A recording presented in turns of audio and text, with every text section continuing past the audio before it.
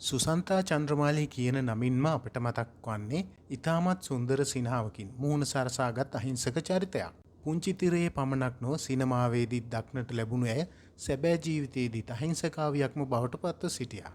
සුන්දර සිනහාවකින් මුව සරසාගත් පුංචි තිරය හැඩ කළ අහිංසකාවිය සුසන්තා චන්ද්‍රමාලි මහත්මිය මීට දින කිහිපයකට පෙර ජීවන රංගමණ්ඩලයට සමුදුන්නේ වසර කිහිපයක් තිස්සේ පීඩා විඳි පිළිකා රෝගය නිසාවෙන්මයි.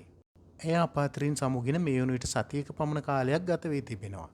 නමුත් තවමත් ඇගේ සුන්දර සිනහව මෙන් සුන්දර මතක රාශියක් අපාතර ඉතිරිව තිබෙනවා. ඒ අතරම පසුගියද ඇගේ ආදරණීය දියණියගේ උපන්දිනයේද යෙදී තිබුණා.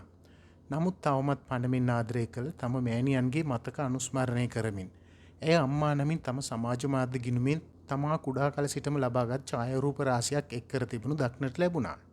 මේ තිසරී යෝනිකා තම මුහුණු පොතට එක් කර තිබූ එම ඡායාරූප එකතුවයි.